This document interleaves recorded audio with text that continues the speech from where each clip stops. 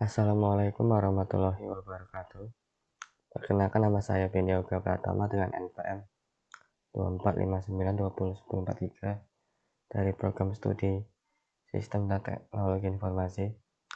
Pada video ini saya akan mempresentasikan laporan ujian akhir semester mata kuliah Manajemen Keamanan Sistem Informasi dengan judul Broken Access Control Eskalasi Hak Akses pada aplikasi Nusa e-commerce, sebuah studi kasus penanganan insiden keamanan siber menggunakan kerangka kerja NIST SP80001. Laporan ini saya susun berdasarkan skenario insiden nyata di mana terjadi eksploitasi kerentanan broken access control, salah satu risiko teratas dalam OASP Top 10 2021 pada sebuah aplikasi e-commerce. Baik, langsung saya masuk ke agenda pembahasan. Bahasan ini terbagi menjadi 6 bagian utama, dimulai dari ringkasan dan konteks insiden, kemudian deskripsi insiden secara kronologis, analisis tingkat keparahan, respon insiden berdasarkan 6 fase NIST, analisis penyebab beserta rencana komunikasi krisis, dan diakhiri dengan rekomendasi perbaikan serta kesimpulan. Mari kita mulai dari bagian pertama.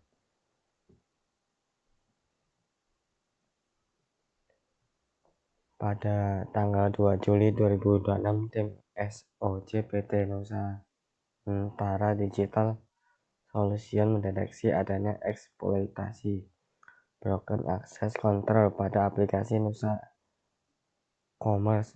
Kronologinya, sebuah akun dengan peran staf gudang berhasil melakukan eskalasi hak akses hingga setara administrator melalui manipulasi parameter role ID pada request HTTP.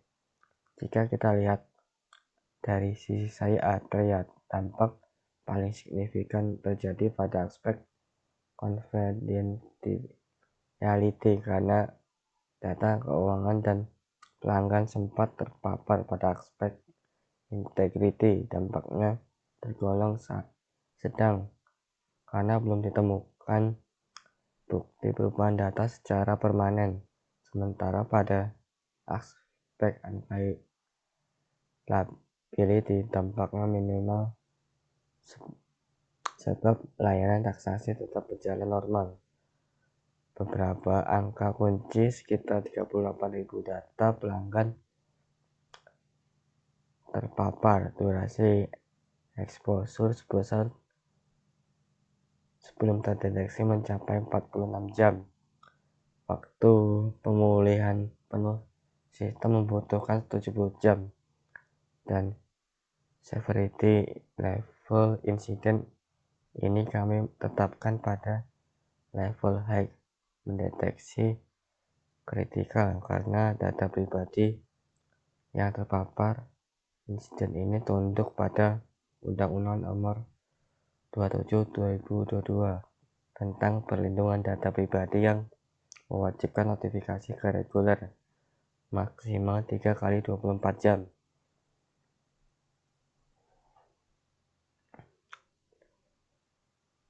Eksploitasi ini sebenarnya sudah dimulai pada 30 Juni 2026 pukul 14.20 ketika penyerang memanipulasi parameter role ID pada endpoint pembaruan profil. Namun insiden ini baru terdeteksi pada 2 Juli 2026 pukul 09.14 saat SOC melihat lonjakan lebih dari 300 request tidak wajar ke endpoint admin finance report hanya dalam waktu 6 menit setelah deteksi awal, tepatnya pukul 9.40. Insiden ini berhasil dikonfirmasi role akun yang bersangkutan ternyata tidak sesuai dengan hak akses yang seharusnya. Dan saat ditemukan, akun staf gudang tersebut sudah memiliki akses setara admin dan telah mengakses data selama kurang lebih 46 jam sebelum akhirnya terdeteksi.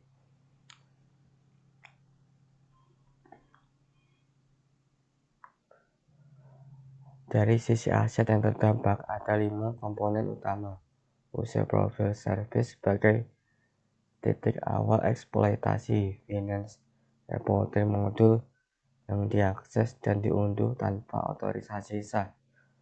Basis data pelanggan loyalitas dengan sekitar 38.000 data nama, telepon, email, dan riwayat transaksi. Audit sistem yang berpotensi terpapar dan integritasnya masih perlu diverifikasi, serta banyak konfigurasi admin yang aksesnya tercatat namun tanpa bukti perubahan permanen.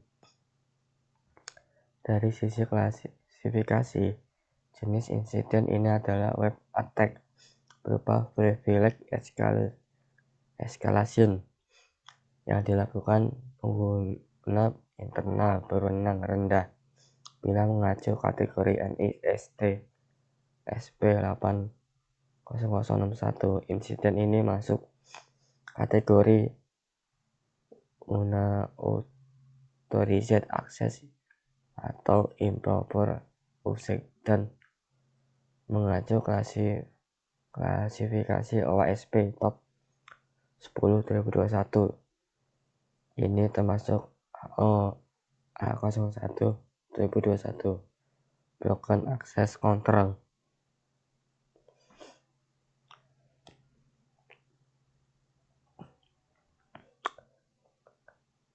Kami menilai insiden ini dari 4 dimensi. Dampak operasional kami nilai medium karena layanan transaksi tidak terganggu. Walaupun tim IT harus mengalihkan waktu kerja lebih dari 48 jam, dampak finansial kami nilai high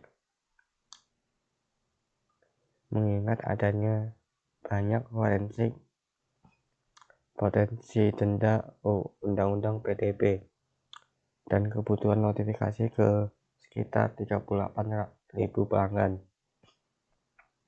Dampak reputasi kami nilai high karena resikonya tinggi terhadap kepercayaan publik pada sektor retail dan kepercayaan, dan yang paling berat adalah pelanggan regulasi yang kami nilai kritikal karena adanya kewajiban notifikasi otoritas PDB maksimal 3 kali 24 jam sejak diketahui. Dengan pembobolan lebih tinggi pada aspek regulasi ini, kesimpulan kami, severity level insiden ini adalah high dengan kecenderungan mendekati kritikal.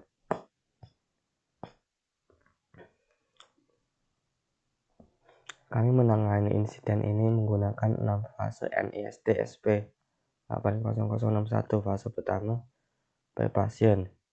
SOC dasar logging sudah tersedia, namun SOP incident response format belum ada. Fase kedua, identification. Insiden terdeteksi melalui log server dan berhasil dikonfirmasi hanya dalam 26 menit. Fase ketiga, containment. Kami menonaktifkan akun terkait, memutus sesi aktif, dan memblokir IP secara darurat. Fase keempat, eradication. Kami menutup celah mass assignment dan melakukan patch validasi brand. Fase kelima, recovery. Layanan dipulihkan secara bertahap hingga pulih penuh dalam 70 jam. Dan fase keenam, lesson learned. Kami melakukan retrospective lintas tim IT (SOC) legal, dan manajemen.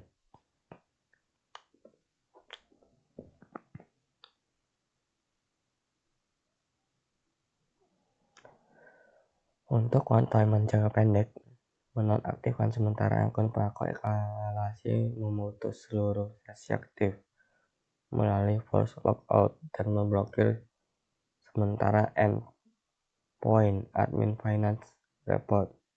Untuk containment jangka panjang, menambahkan segmentasi jaringan pada modul admin, melakukan patch middleware RBAC di sisi server, serta rotasi kredensial seluruh akun terkait.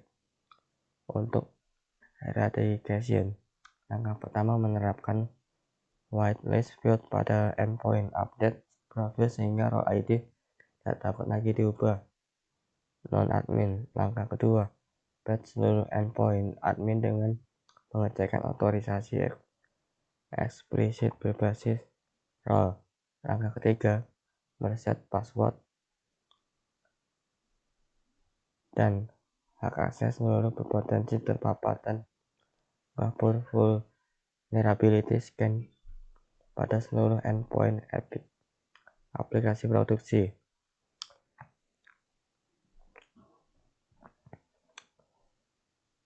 Pada jam ke-0, terjadi deteksi anomali oleh SOC, disusul isolasi dan pemutusan sesi pada jam ke-1. Investigasi forensik dilakukan sekitar jam ke-6, dan containment jangka panjang berupa pengajuan RBAC berjalan hingga jam ke-24. Notifikasi awal regulator PDB dijadwalkan pada jam ke-46, sehingga proses recovery layanan bertahap hingga jam ke-48. Sistem dinyatakan pulih penuh pada jam ke-70, dan sejak itu tim tetap melakukan monitoring serta prospektif hingga ke jam 2 lebih.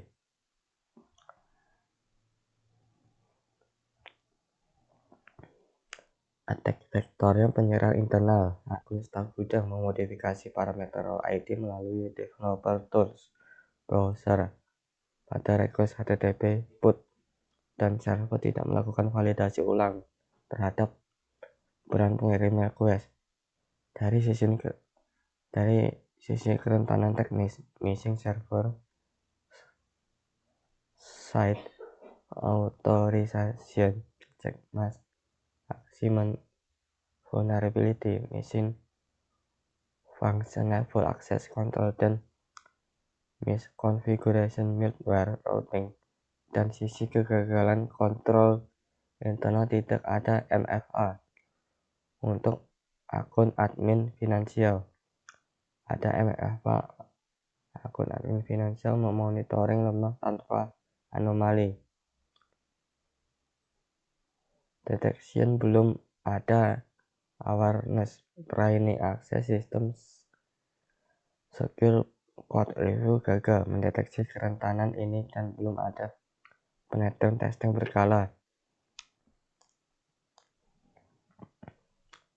Manajemen level C diinformasikan 8 jam sejak deteksi, berisi ringkasan insiden dan tindakan containment.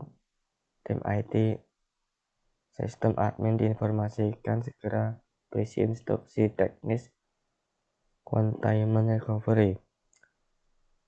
Legal compliance diinformasikan bersamaan manajemen untuk mengevaluasi kewajiban regulasi Undang-Undang PDB. Regulasi PDB wajib dinotifikasi maksimal 3 kali 24 jam. Notifikasi awal dijadwalkan pada jam ke-46, memberi ruang verifikasi cakupan data pelanggan terdampak. Informasikan sekitar 5 hari kerja fokus transparan data dan mitigasi strategi komunikasinya. 1. Resmi untuk komunikasi untuk briefing internal, email memo resmi untuk pegawai, dan pernyataan tunggal humas serta legal untuk media. Tanggung jawabnya dipetakan lewat matriks RACI.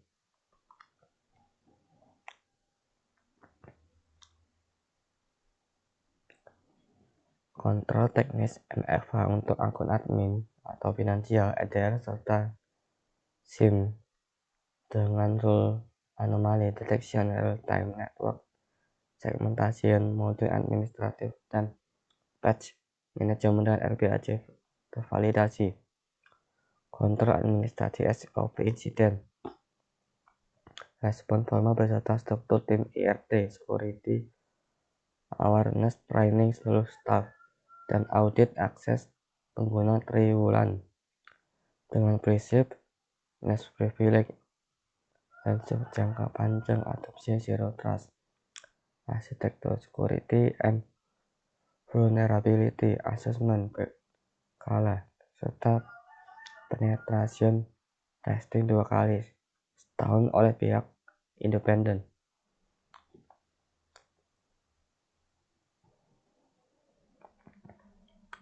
Validasi otorisasi tidak bergantung pada lapisan antarmuka saja. Setiap request ke server wajib divalidasi ulang.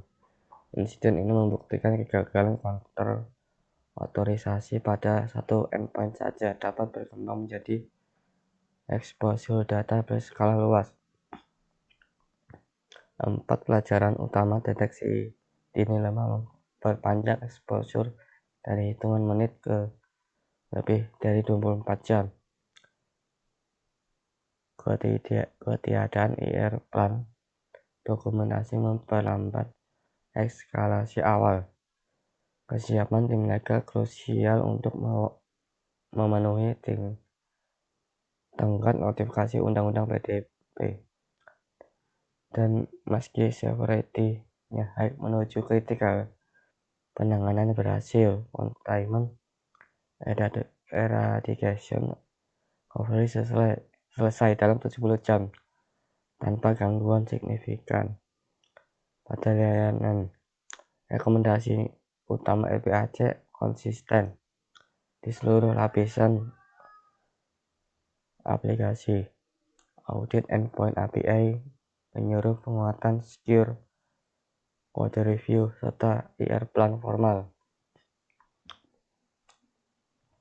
Demikian presentasi laporan penanganan insiden broken access control pada aplikasi Nusa Commerce yang saya sampaikan. Semoga studi kasus ini bermanfaat sebagai gambaran bagaimana kerangka NIST SP 80061 dapat diterapkan secara sistematis dalam menangani insiden keamanan siber. Saya Beni Pratama, terima kasih atas perhatiannya. Saya akhiri. Wassalamualaikum warahmatullahi wabarakatuh.